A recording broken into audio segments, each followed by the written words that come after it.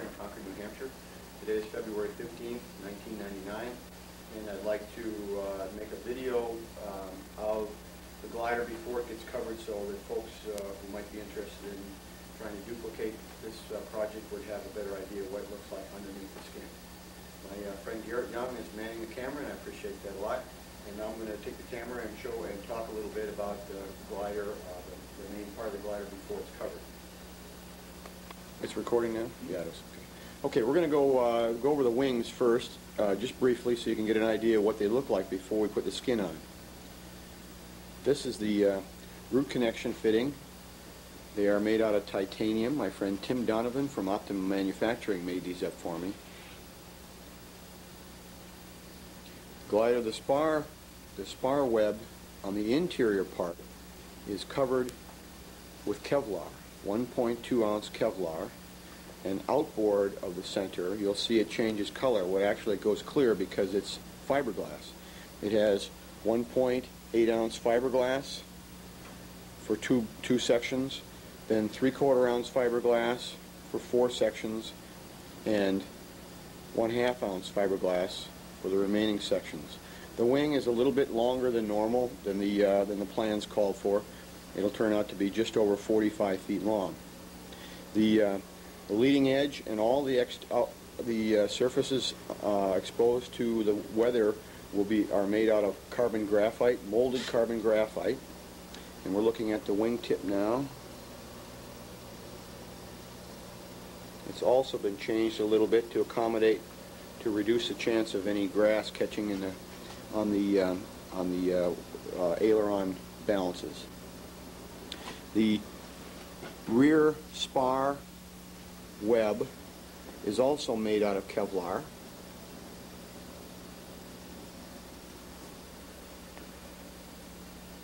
I'm just going to pan slowly back across the interior part, the part that will be covered.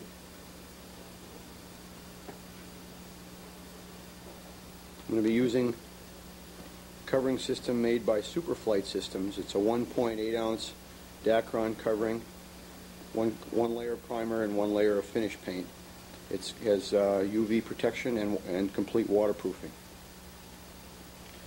If we can show the inside of, is there a light, Garrett? Okay, we're going to see what it looks like for the inside here. I don't know if you'll be able to see very much in there. Okay. And it's pretty hard to see in there because it's dark. I guess I should have thought of that. Perhaps we'll get a light here in just a second.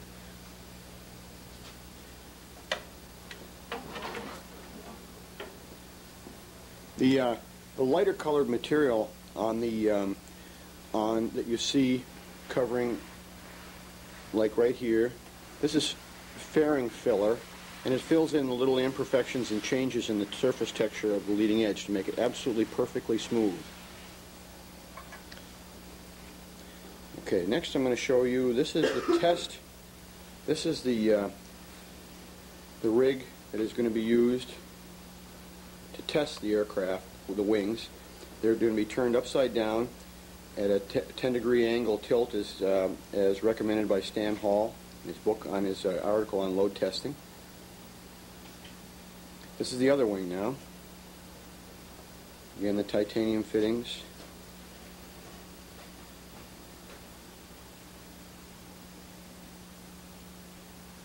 You'll notice that there's a fair amount of this filler material, and that's it.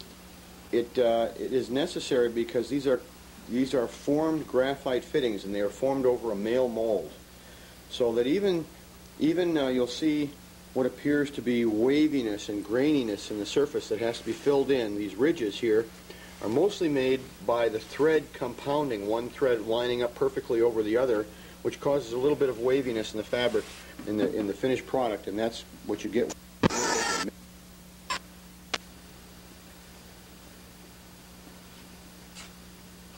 Okay. These little holes you see right here are holes that are going to accommodate the wingtip, the winglets, when that are going to be made after the project is finished. Hanging on the wall here you can see the tail surfaces. Elevator, stabilizer, and the rudder. The fin is attached to the fuselage, which we'll see in just a minute. For those of you that are interested in a picture of the rudder horn, we'll go over and take a look at that.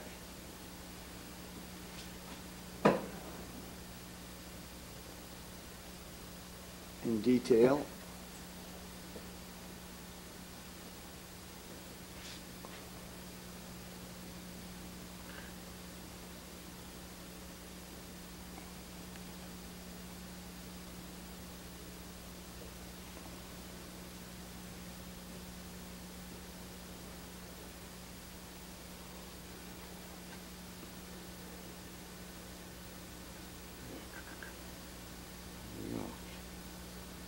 This is a picture showing the internal parts of the stabilizer, which will also be covered with the 1.8 ounce Dacron and the Superflight system.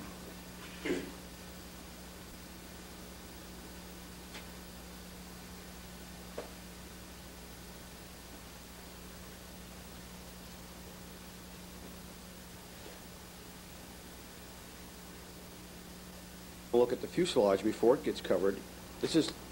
This right here is Lexan top. It's got the paper covering still on it. I want to go quickly here so you can see it before I run out of time. This is the interior part that will be covered.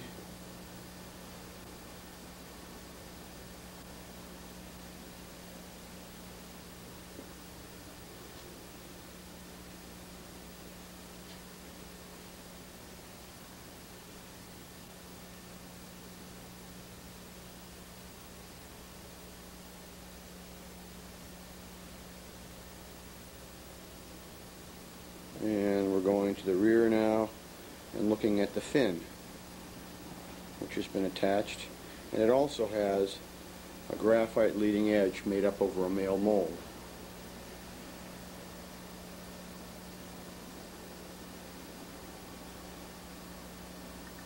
And one more long look at the fuselage.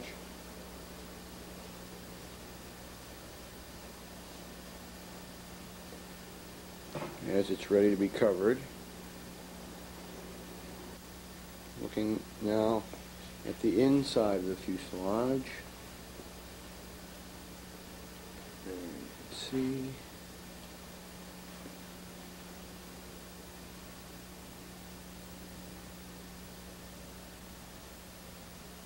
Okay, well, lastly we're going to take a brief look at the ailerons, which are hanging from the ceiling here. They too have carbon balances. And all of the exterior parts that were plywood on the original are molded graphite.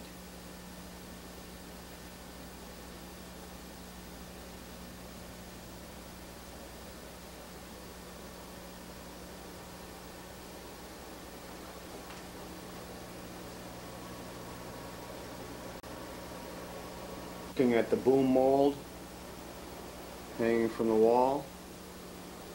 These are some styrofoam molds I used to make the graphite parts. This is an example of the leading edge mold.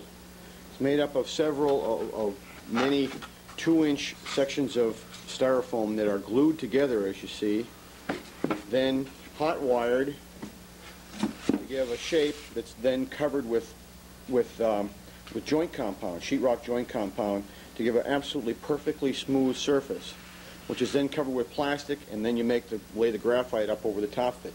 These are two different sizes. This one, the larger one being closer to the root, and the other one being closer to the outboard of the wing. These are the molds that were used to make the canopy bows. Just again, cut sections of styrofoam banded together with rubber bands.